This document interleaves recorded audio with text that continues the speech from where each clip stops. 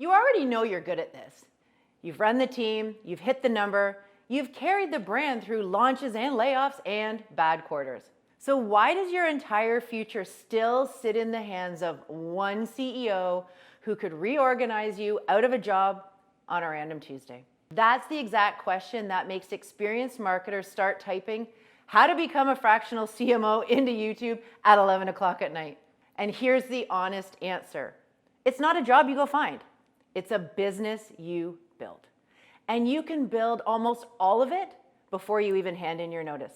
In the next few minutes, I'm going to walk you through the 5 steps, the mindset shift that changes everything, how to choose a niche that makes you hireable, how to productize your expertise into an offer a CEO can easily say yes to, the fastest path to your first client, and why you build your runway before you quit. Let's dive in.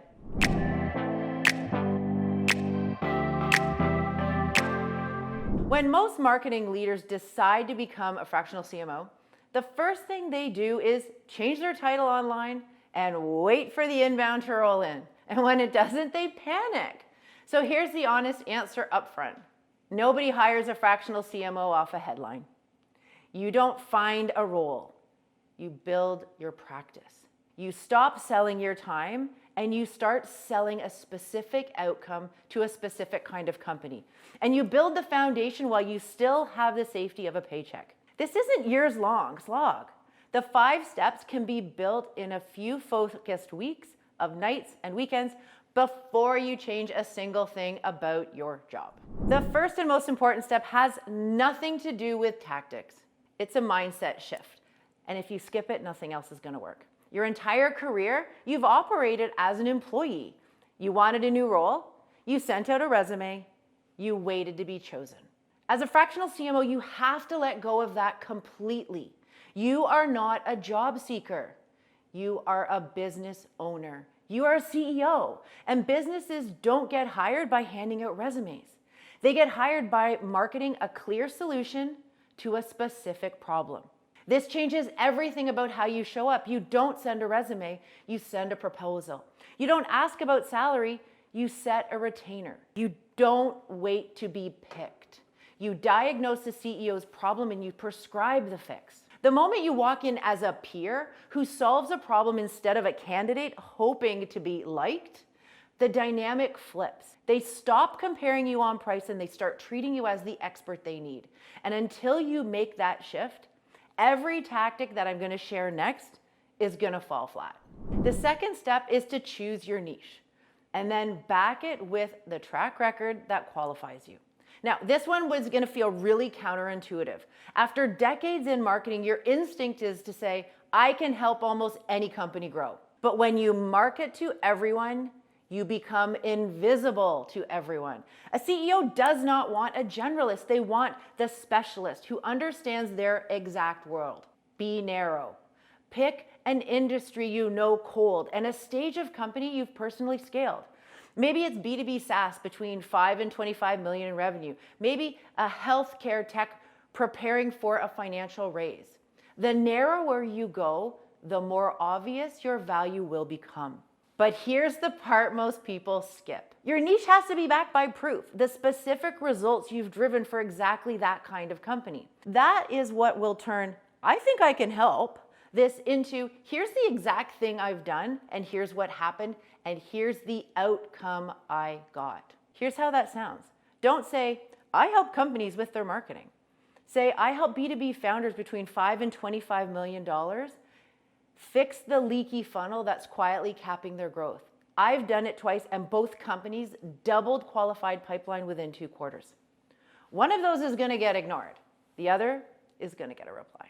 The third step, productize your expertise into a named, scoped, priced offer. This is where you will separate yourself from every freelancer writing a custom proposal every single time. Right now, your knowledge is tangled in a web of frameworks and hard-won lessons.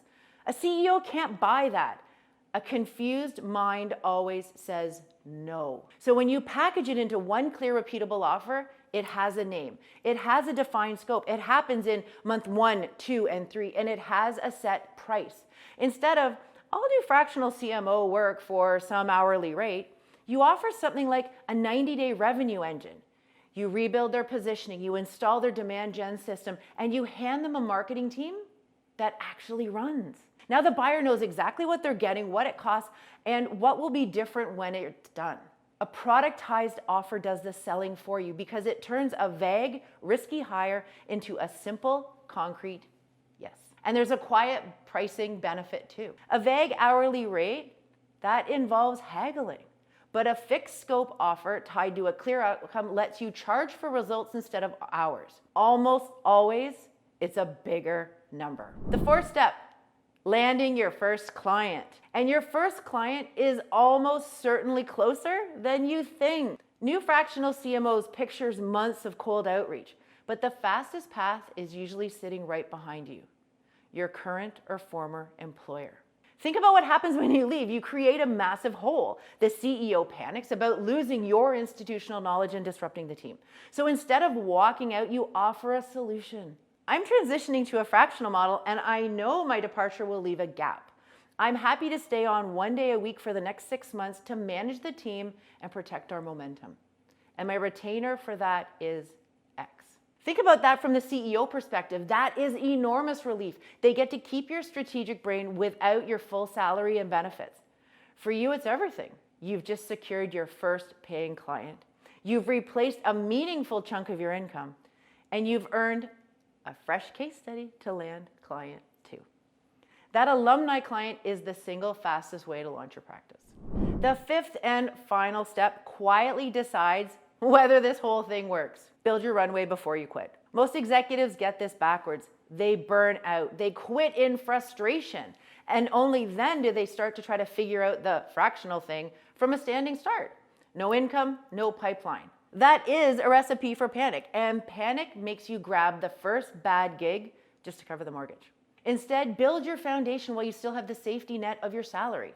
On nights and weekends, choose your niche. Write your offer, set your pricing, quietly line that alumni conversation up. By the time you hand in your notice, your practice already exists. You're not jumping off a cliff. Instead, you're stepping into a bridge you've already finished building. That single sequencing decision is the difference between a calm launch and a desperate one. And the calm version, guess what? It commands higher rates because buyers can feel the difference between someone selling from abundance and someone selling from fear. So becoming a fractional CMO, it is not a job search. It's building a business. It starts with the mindset shift. You're a business, not a job seeker. From there, you're going to narrow your niche and back it with proof. You're going to productize your expertise into an offer a CEO can say easily yes to without a custom proposal. And you get to land that first client fast by turning your client or former employer into that alumni client. And you're building your runway before you quit, so your launch is calm instead of desperate. Get those 5 right in that order, and becoming a fractional CMO stops being a leap of faith and a plan that you get to execute one step at a time. Now here's the catch.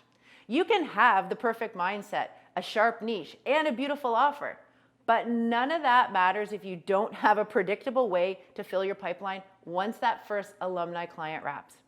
Building the business is step 1, but keeping it full month after month without going back to the corporate grind is the real game. And I broke that down in the next video, the system behind a predictable pipeline for fractional executives. Go watch that one next, and I'll show you how to make sure your calendar is never empty again.